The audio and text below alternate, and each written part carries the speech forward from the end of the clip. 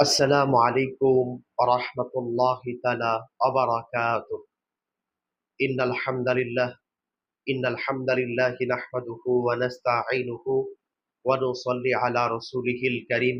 أما بعد، قال الله تعالى في كلامه المجيد: أعوذ بالله من الشيطان الرجيم.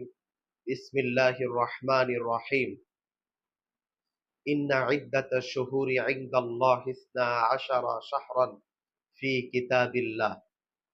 كتاب الله يوم خلق السماوات والأرض منها أربعة حرم. সাদাকাল্লাহুল আযীম।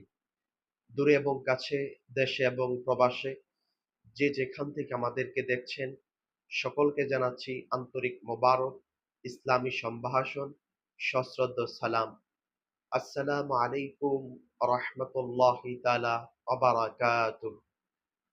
মহান আল্লাহ জাল্লা জালালু আম্মা নওয়াহুর আলিশান দরবারে লাখো কোটি শুকরিয়া, যে মহান মানিব দয়া করে, মায়া করে, মহব্বত করে তার সৃষ্টির শ্রেষ্ঠ আশরাফুল মাখলুকাত মানুষ হিসাবে আমাদেরকে সৃষ্টি করেছেন। লক্ষ কোটি তার চাইতে বেশি দুরূদ আর সালাম পেশ করছি রাসূল করিম সাল্লাল্লাহু আলাইহি ওয়াসাল্লামের উপর।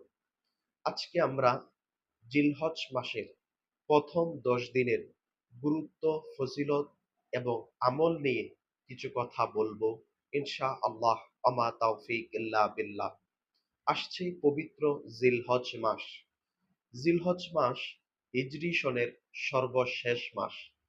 ইসলামী শরীয়তে জিলহজ মাসটি অত্যন্ত গুরুত্বপূর্ণ, ফজিলতপূর্ণ, নেক আমলপূর্ণ মাস। কিন্তু দুঃখজনক হলেও সত্য, আমাদের সমাজে অধিকাংশ মানুষ জিলহজ মাসের গুরুত্বের ব্যাপারে, নেক আমলের ব্যাপারে অসচেতন।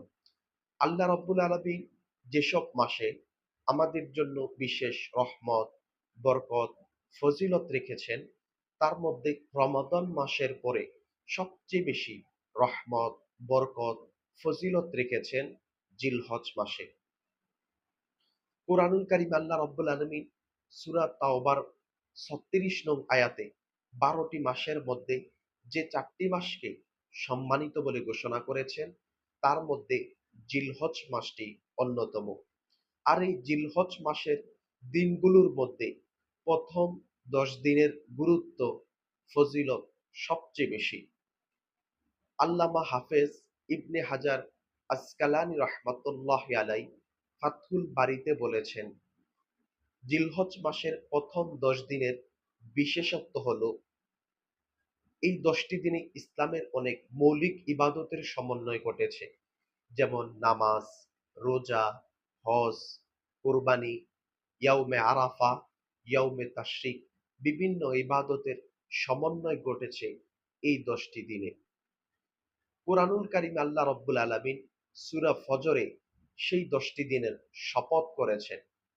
আল্লাহ রাব্বুল আলামিন কোন জিনিসের শপথ করেন তার গুরুত্ব, তাৎপর্য বোঝানোর জন্য। আল্লাহ রাব্বুল আলামিন বলেছেন, ওয়াল ফাজরি ওয়া লায়ালিন আশর, শপথ ফজরের, ওয়া লায়ালিন আশর, শপথ 10 রজনীর। সর্বজন স্বীকৃত এখানে 10 রজনী দ্বারা জিলহজ মাসের প্রথম 10 দিনকে বোঝানো হয়েছে।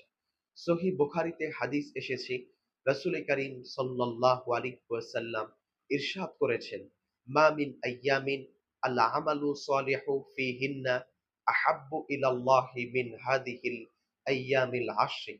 আল্লাহ তাআলার নিকট জিলহজ মাসের প্রথম 10 দিনের নেক আমলের চেয়ে অধিক প্রিয় অন্য কোনো দিনের আমল নেই।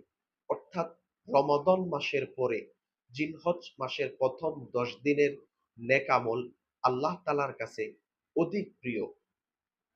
এই জন্য রাসূল করিম সাল্লাল্লাহু আলাইহি ওয়াসাল্লাম আমাদেরকে এই 10টি দিন নেক আমলের সাথে কাটানোর জন্য উৎসাহিত করেছেন।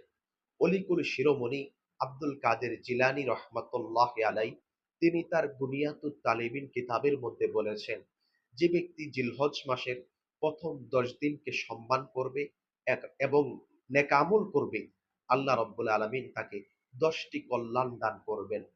কাজেই আমাদের উচিত এই 10টি দিন বেশি বেশি নফল নামাজ আদায় করা, তাসবিহ তাহলিল করা, সুবহানাল্লাহ, আলহামদুলিল্লাহ, আল্লাহু আকবার, এই তাসবিহগুলি বেশি বেশি পাঠ করা, দান সদকা করা, তাওবা ইস্তেগফার করা, গুনাহের জন্য আল্লাহর কাছে কান্নাকাটি করা। আবার হাদিস শরীফে রাসূল করিম সাল্লাল্লাহু আলাইহি ওয়াসাল্লাম এই 10 দিনের বিশেষ কিছু আমলের কথাও বলেছেন। যেমন রাসূল করিম সাল্লাল্লাহু আলাইহি ওয়াসাল্লাম বলেছেন, যে ব্যক্তি কোরবানি করার ইচ্ছা করবে সে যেন জিলহজ মাসের চাঁদ ওঠার পর থেকে কোরবানি করার আগ পর্যন্ত চুল নখ না কাটে। তবে যারা কোরবানি করবে না তারাও চুল নখ না কাটা উত্তম।